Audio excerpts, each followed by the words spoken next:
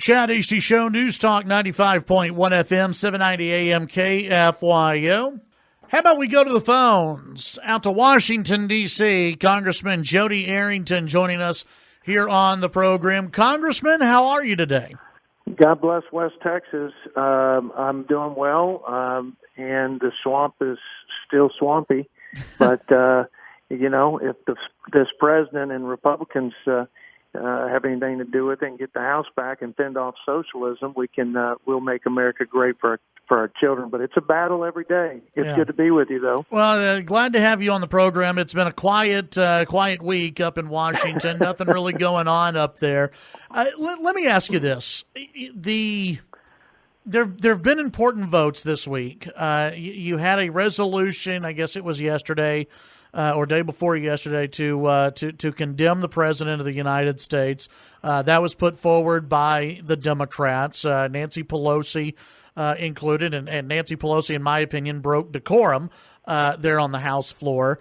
Yesterday, there was a vote to impeach the president, and that got tossed aside.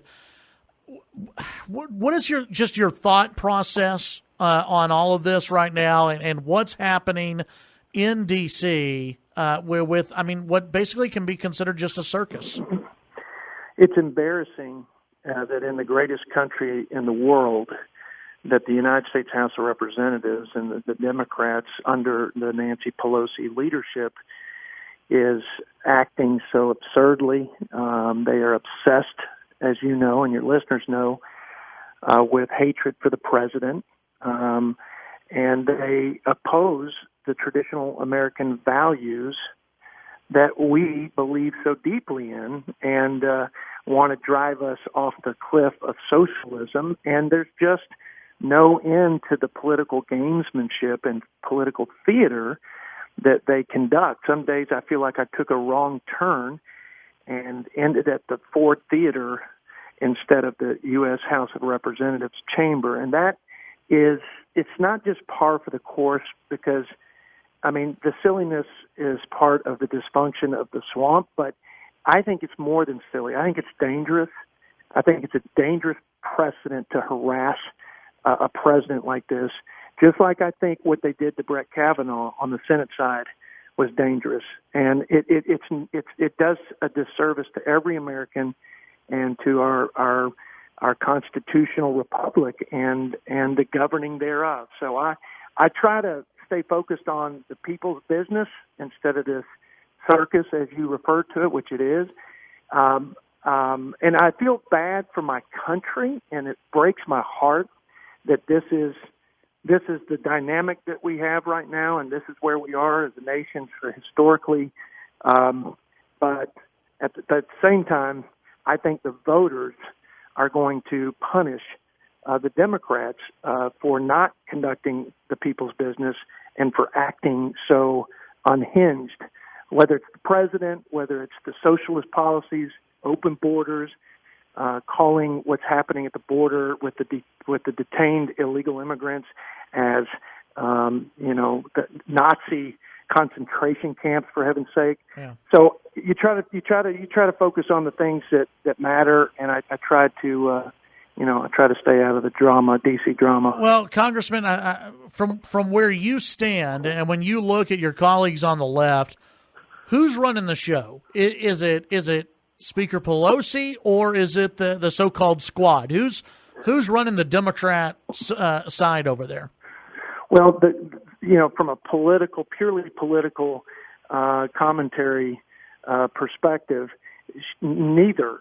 She's got one foot, Pelosi does, in she's very experienced, very shrewd politician, and she knows that a lot of these antics and political extremist strategies are going to hurt her party's chances in the 2020. But at the same time, she's got this radical, extremist, progressive left part of the wing of her party that has great influence and make it very difficult for her, to say the least. So she's trying to straddle both, which is, to me, the worst way to lead her party. And And so she ends up with the dysfunction of them devouring themselves and even having them turn on each other and not just, we often see the race card and the identity politics being projected at Republicans. And the other day, as you know, they were voicing those same accusations toward their leader, Nancy Pelosi. So Right. It's very dysfunctional. It's bad for our country. It's good for the prospects of Republicans in the 2020 election.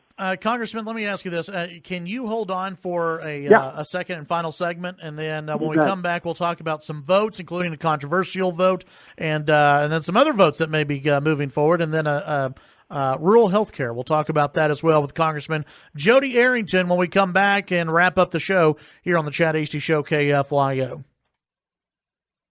All right, Chad Hasty Show, News Talk, KFYO. We continue our conversation with Congressman Jodey Arrington on the program. Congressman, let's get to a vote that you actually made last week. And Senator Rand Paul yesterday got a lot of blowback for his vote, or his, I guess some people are calling it a block, of the 9/11 Victims Compensation Fund. It was the reauthorization of the Victims Compensation Fund. You voted against this on Friday, and you've received a little bit of blowback on social media. Tell folks your reasoning behind your no vote.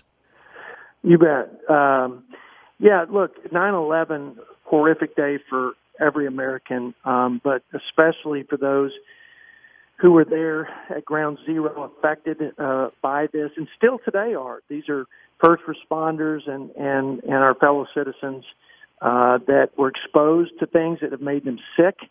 Some have gotten cancer. There are all kinds of lasting negative impacts from that terrible day of September 11th, and nobody alive and old enough will ever forget it. I support providing assistance to folks who have suffered undue economic harm as a result of 9/11. What I don't support, no matter how righteous the mission or the program, is a blank check and free rein for any government program. And that's what the Democrats did in the House bill by saying, we're going to extend this program for 70 years to the year 2090. What that means, Chad, is we won't have any oversight. We won't be able to identify ways to make the program run better, to prevent fraud, waste, and abuse. And I promise you, with that much money, I mean, people are getting paid millions of dollars, individuals. And I'm not saying they don't deserve it, but I'm not interested in abdicating my oversight responsibility and my stewardship and fiduciary responsibility to the taxpayer. We can, we can honor the 9/11 victims and the taxpayers at the same time. They aren't mutually exclusive, but to the Democrats, they just put a blank check out there. I talked to a lot of Republicans, and they hated that vote because of the fiscal irresponsibility. They wanted to do it on the mission of the program, but they were worried that the political blowback would be too much. I didn't come up here to Washington to just make a bunch of popular votes. I came up here to do what I thought was right. And I've talked to a lot of firefighters back home, and they support me, and they understand it, and they're, they would have done, I know that most of them would have done the same thing. Let's get it right in the Senate, and then let's pass it. Let's extend the program, not for 70 years, but for 5 years, like we've been doing it, or 10 years. I'm open. I don't need it to be perfect, but it was written disastrously, and we're $22 trillion in debt. Our country is bankrupt. And there aren't any more easy choices anymore. Those easy choices are gone.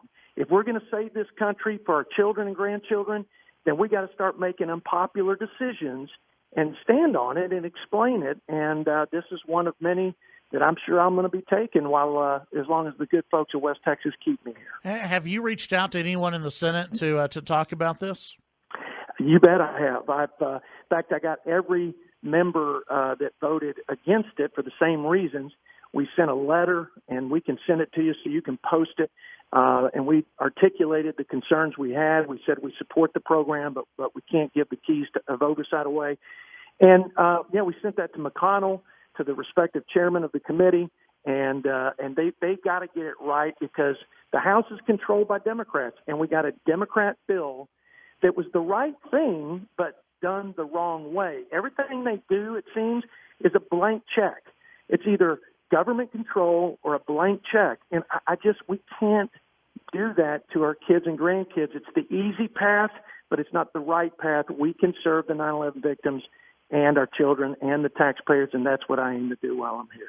Visiting with Congressman Jodey Arrington. Congressman, talk to us a little bit about an issue that it probably has not been in the headlines with everything else going on, but that's rural health care, something that you've been taking a look at.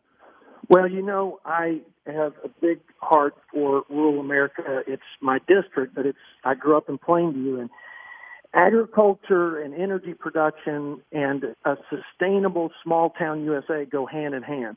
The biggest challenge right now on the critical infrastructure side for rural America is access to basic care. And the next generation of farmer and rancher and energy producer, they won't stick around if they don't feel like their family will be taken care of from a healthcare perspective. And we've had two hospitals in our district close, the recent one in Hamlin, and we've got a real crisis on our hands. I was named co-chair of a task force. Ways and Means is the committee of jurisdiction over rural health care, and there's several things that we can do. I won't get into the details unless you ask, but there are lots of ways we can provide a more sustainable path so they can make sure that our families out in rural America are taken care of. Yeah, well, let's get into the details on that next time that we have a little bit more time to get into that. I want to talk about another amendment that you have put forward, and that is dealing with ending tax breaks for illegal immigrants. Yeah, so Ways and Means is the committee of jurisdiction on taxes. The Democrats passed a very Democrat tax bill. It expanded a refundable tax credit for children and dependent care, which basically means refundable tax credit means that if your tax liability, if you don't make a certain amount of money, you get cash from the government. And my amendment said if this Democrat bill, God forbid, were to pass, we need to make sure that monies, tax credits, and all kinds of tax breaks, in this case the refundable tax credit for child and dependent care, does not accrue to the benefit of people who are here illegally. So anyone here unlawfully should not get that tax break or any tax break. I got the blowback that you can only imagine and probably fully expect if you watch the news, and that was that I was racist, I was anti-immigrant, I was trying to steal from the mouths of immigrant children their morsels of food. It was embarrassing, but it was par for the course for how they respond to this. But it's the right thing to do, and we cannot talk in one breath about securing the border and this humanitarian crisis that has come as a result of not having secured the border, and at the same time allow for services and benefits and magnets to bring people over here illegally, and that's what I'm trying to stop. Congressman, appreciate your time. I hear you have to get going. Nancy Pelosi's probably mad at you about something you said on the air. So appreciate your time that you were able to give us today, and let's catch up in the future. Hey, Chad, let me tell you, I'm about to vote for West Texas and West Texas values. I'm about to vote against government control of our economy, raising the minimum wage or mandating health care or socialism like banning cows and airplanes. I mean, the reason our economy is red hot is because we put more freedom back in the marketplace. Now we've got 1 million more jobs than we actually have jobs available. And that kind of competition and that kind of stimulus coming from free market policies, that's what has grown wages and family income, not a government mandate. So I'm going to go vote against this minimum wage law. All right, Congressman, thank you very much. Buddy. We'll let you go before they start ringing your buzzer. Have a good one, Okay. Congressman. Thank you. Bye-bye. That's Congressman Jodey Arrington here on the Chad Hasty Show. Yeah, literally, he's about to step on the floor and go vote.